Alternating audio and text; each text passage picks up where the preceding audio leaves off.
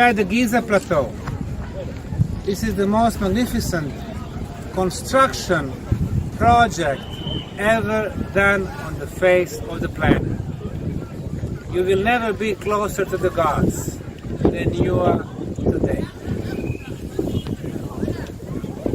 The Giza Plateau is purposely located, those pyramids, because this is the place where the earth is balanced. When we draw the line to the north and to the south, there is the most land on the planet on this particular line.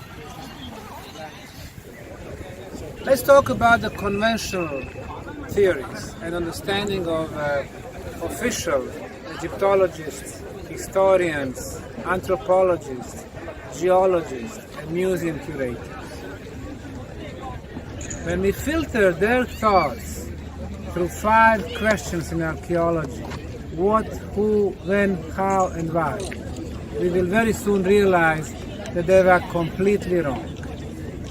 As a matter of fact, their stories about pyramids being the tombs of the 4th dynasty rulers is the biggest hoax in the history, which has been supported by Hollywood movies in the last 80 years. This is a perfect example how, without no scientific proof whatsoever, the public has been convinced for the last few centuries in totally false information. The claim that it was built by the pharaonic dynasty, the 4th pharaonic dynasty, 4,550 years ago, would rely on something. However, when we enter the pyramid, we will not be able to find the mummy. They're saying it was removed by the robbers. However, when we check all other pyramids, no mummies. Secondly, you would expect to find hieroglyphic symbols on the walls. It was such a grandiose project. No hieroglyphic symbols. Thirdly, no royal furniture. Number 4, no tools, even the primitive ones. Number 5, no organic material that belong to the ancient builders. It's thing after thing which is telling us that they had no scientific proof to tell, yes, it was built by the pharaoh Cheops or Khufu 4,550 years ago. When it comes to dating, that's a very important question because it will tell us who the possible builders were. What are the elements of dating that we do have? On the Giza Plateau, a lot of seashells were found. However, in the last 10 years, a very comprehensive effort to remove all the seashells. Why? Because they came from the Mediterranean Sea, which is more than 250 kilometers away. So it meant that at one point in time, this plateau was flooded by the waters of Mediterranean Sea. It had to be a huge catastrophe when it happened. The last known huge catastrophe was 12,000 years back, plus minus 400 years. The end of the last ice age. Huge flood waves hit North African continent. So this was flooded.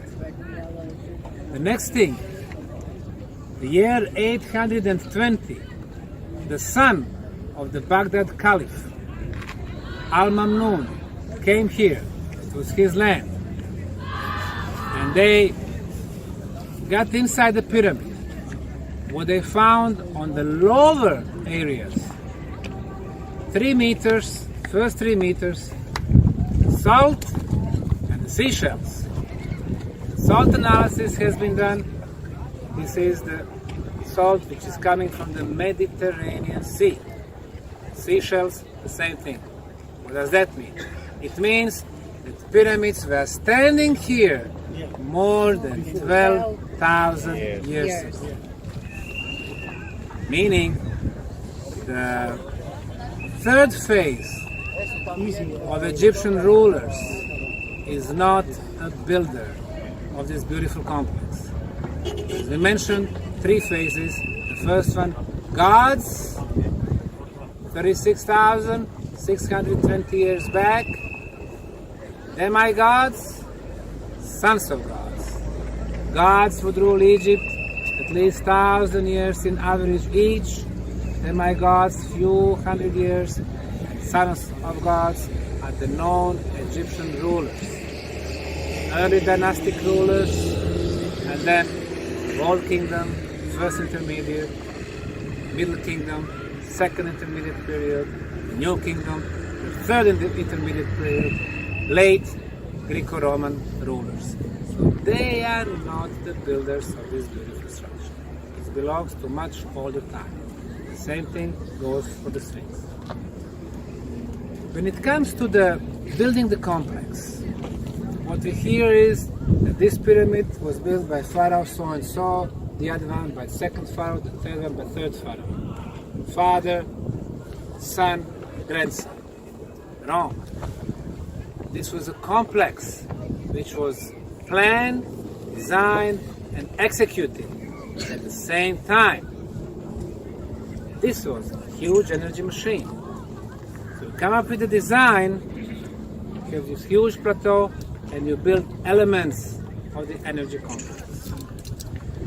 When they were flattening the area, they had to remove some of the limestone material, they had to add some of the limestone blocks in order to get the perfect flat area. Area that encompasses the Great Pyramid of Egypt is more than 5 hectares. And when it comes to leveling, from one end to another one, the error is less than 2 centimeters. 2 centimeters, 5 hectares. And you have stony, rocky area. And the pyramid's base itself, from one end to another one, less than 1 centimeter.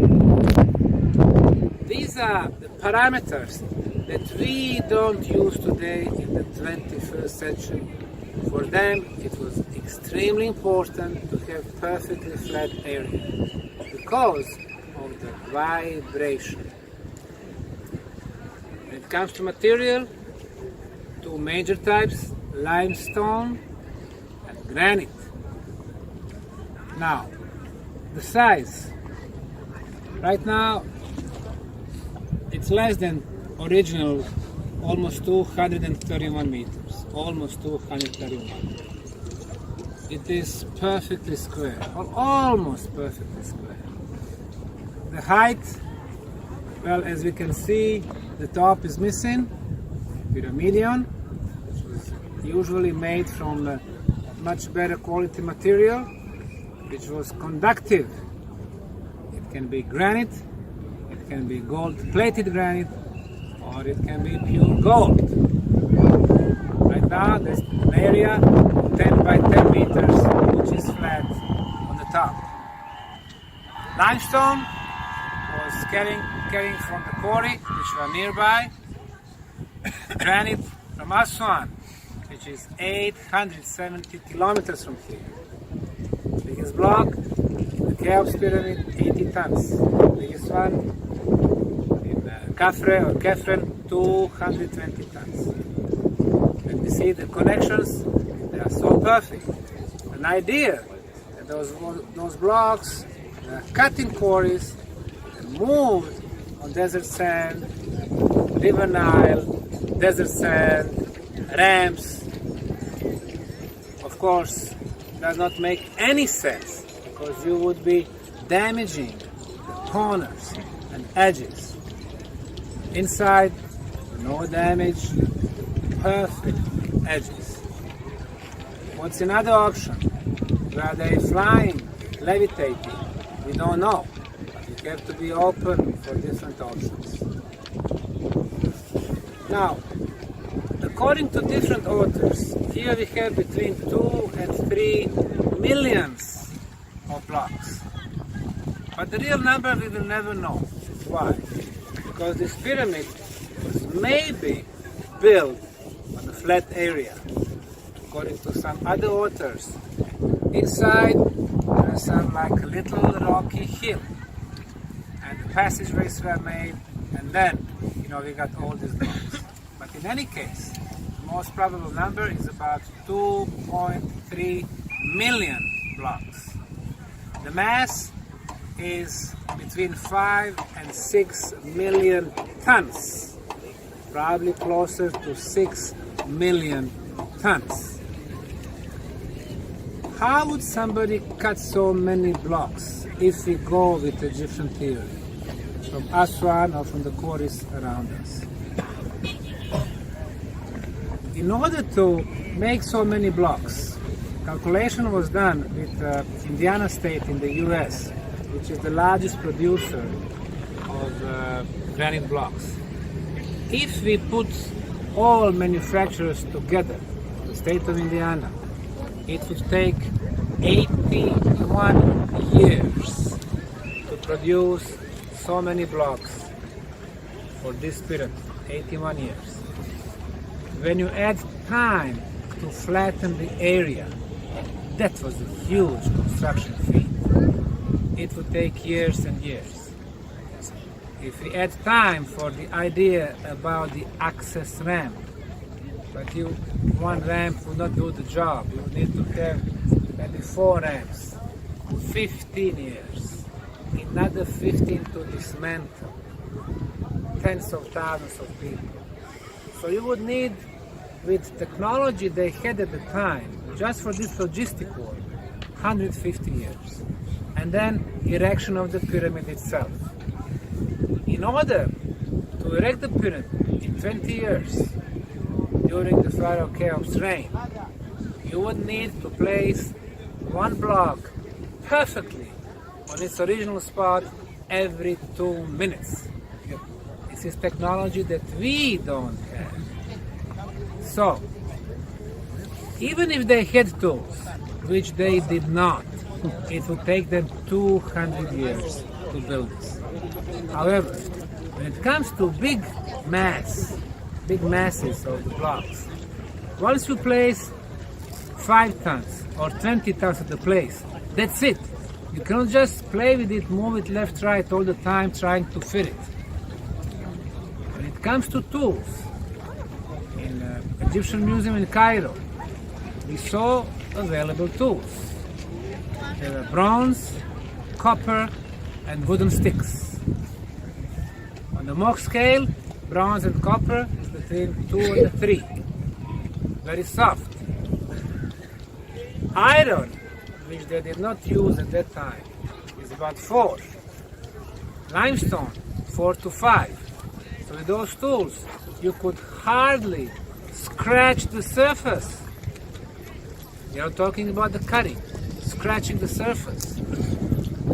And granite is between 6 and 7. There is no way that you can shape so perfectly. Have in mind, these blocks are all different sizes. So even if they had some type of technology and tools, they would be making the same size.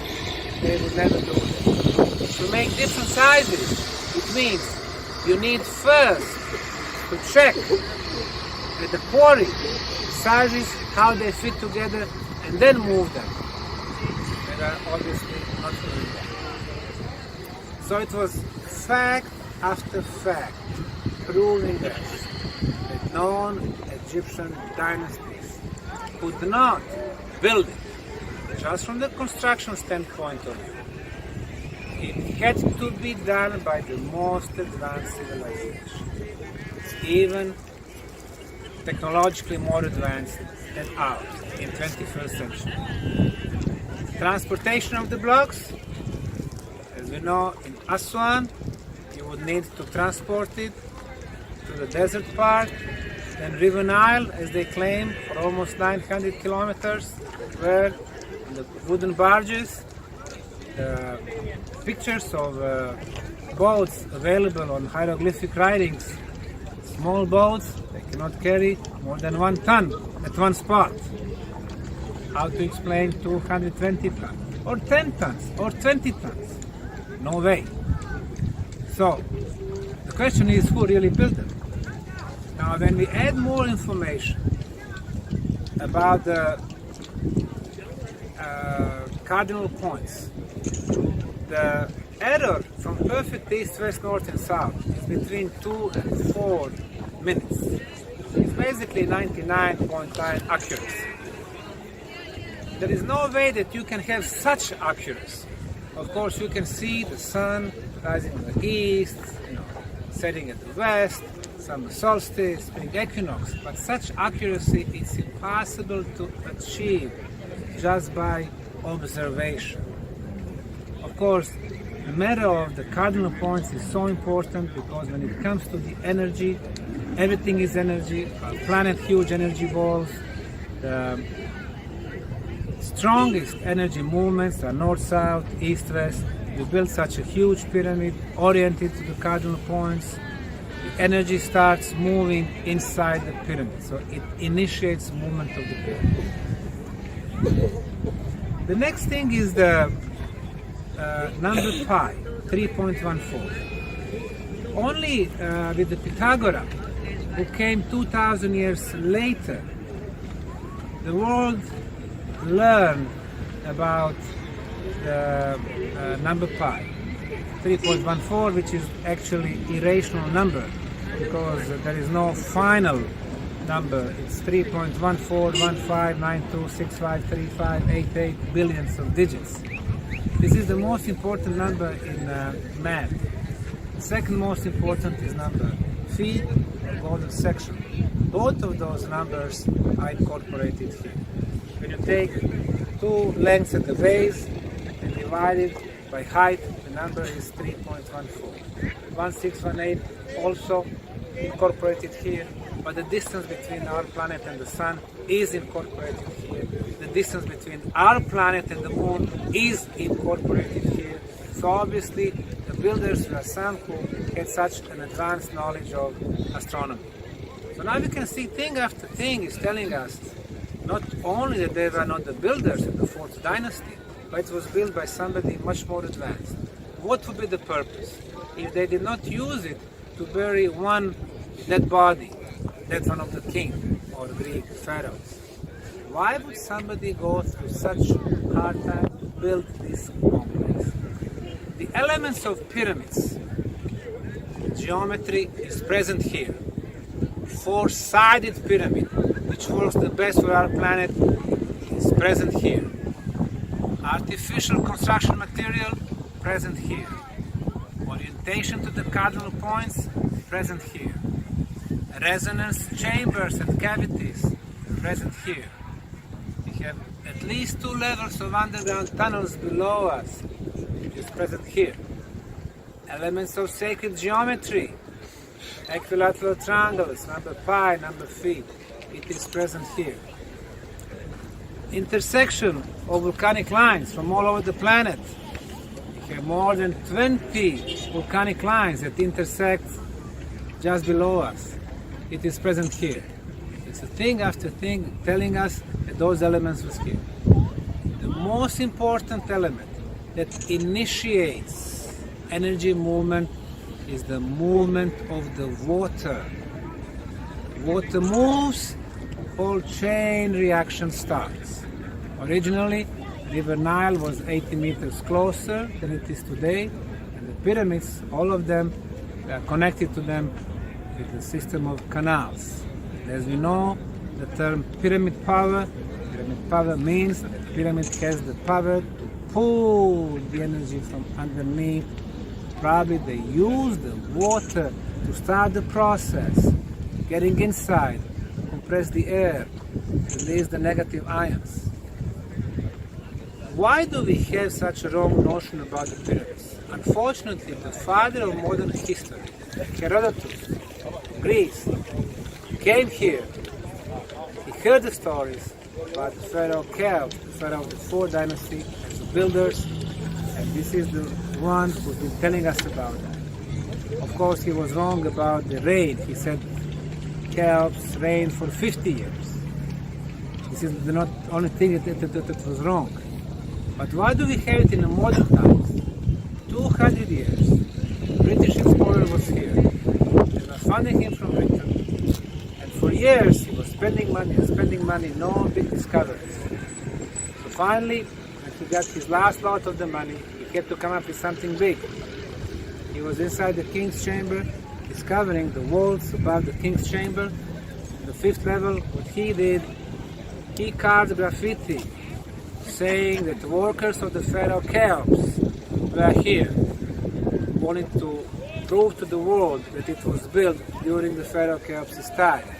He sent the news, he became celebrated person, he got more money. So based on that, the world finally accepted this idea about the Pharaoh Cheops. Unfortunately, today, Egyptians are using this as a connection to the known dynasty. But even if we go back to time, it won't erase the fact that this pyramid complex is here. We just need to learn more about it. And the Egyptologists should not jealously guard this investigation anymore. They have to open it to the engineers. Just one case. Beginning of 2018, Japanese institutes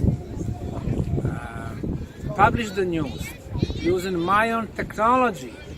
Another cavity was discovered.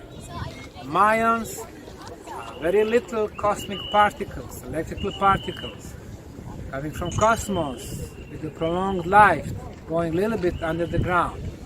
They also can go through the objects like pyramids, but based on different density of the material, they travel slower or quicker. So what they were doing, they were placing filters below the pyramid inside the chambers. They realized that just above the grand gallery there was a cavity which is at least 30 meters long, meaning it's not only 3 chambers, probably not one more, many more. You don't build such a huge structure with just a few cavities of chambers. Just that particular case is telling us that when you open the project to the geophysical and engineering methods, you'll be able to find much, much more. The most recent one coming from Russian institute saying that electromagnetic waves have been focusing in the chambers was very soon dismissed by Egyptologists here from Cairo, saying, well, the ancient Egyptians had no clue about the energies, so it's impossible. In science, everything is possible. You just have to apply interdisciplinary methods.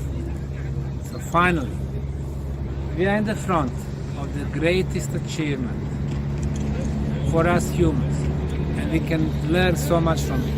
Those pyramids have been here so much before us, tens of thousands of years. They will be here thousands of years after we are gone.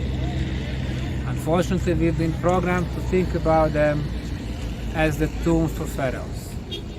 If our science has the full access and all the information can be independently verified, we will realize that we have technology which was using the resonance of our planet and all the natural resources in order to produce clean and free energy, which could be later on used for the communication, healing, and many other stuff to improve the molecular structure of literally everything: humans, plants, animals, water, space around us. So let's use our lifespan and get to the real builders and the real purpose of the Great Pyramid. Thank you very much.